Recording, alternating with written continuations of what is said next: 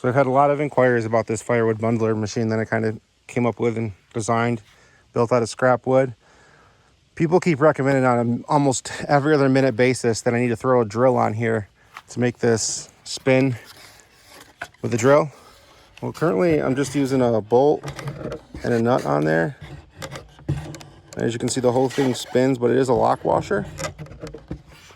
And currently between, I just have a plastic spacer, which isn't working. I need to go with metal washers. And then on the other side, if you look between here, there's also another plastic washer in there, the black part. So those are really kind of melting and kind of all not working well because they're plastic.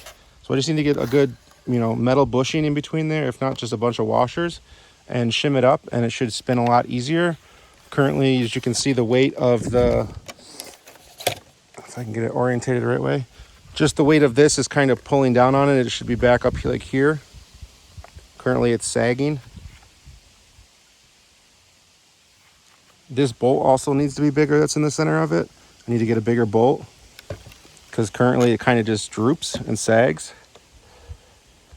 where it should kind of be in the middle like this, so it can freely spin without any issue, but currently it's catching because there's not enough space in between here and here. So we'll go ahead and get a longer bolt and add some more space and clearance, and hopefully should have some better travel, and we'll get this thing fixed up, because right now it works, but you can kind of see the marks where it's worn down the wood, where it's nice and smooth from going around and around and around. This is just a prototype. I'm working on a version 2.0 very soon.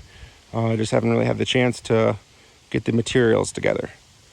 But I do have the idea, and I do want to make this motorized or automated with the drill. That way you just spin the drill or the impact and it wraps it for you, and you don't have to pretty much use your arms anymore.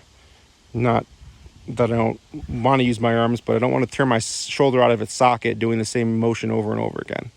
Hope you guys understand what I'm saying. So those are the few things we need to work on, and we're also going to replace this dowel here with a metal rod.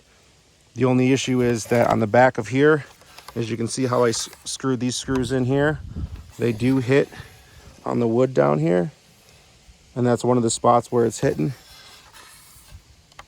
So we're gonna have to come up with something else where there's more spacing in between here, and I just use one of those lag bolts, like with a rounded head on this side, and then on the other side just put a nut on the end of this. I don't know, but for now this works, so we're just going to go with this. The backing is all just really jank too.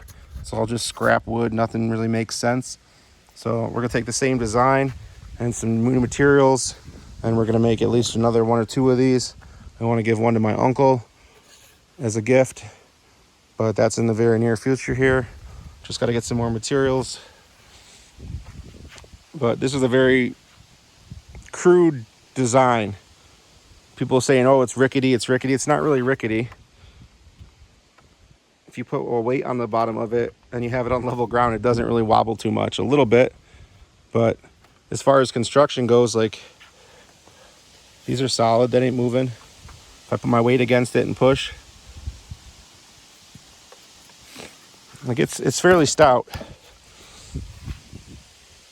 It's just, I'm not a carpenter. I'm really not. More of a computer guy. There you can see the bushing. The other black bushing in there. Here and here. So we got to take this apart, get a bigger center bolt, carriage bolt, something to give this some more space on each side in between here and here, and then it should rotate a lot more freely, and figure out a way to put an impact or a drill on this. That way I can spin it around without having to use this stupid arm thing manually. I know I'm kind of blabbering, but I've had a lot of questions being asked about this, so I want to kind of answer as many as I can without repeating too many. So thanks for watching. If you have any more questions, feel free to ask them. I'll be more than happy to answer them in the comments. See you guys in the next one.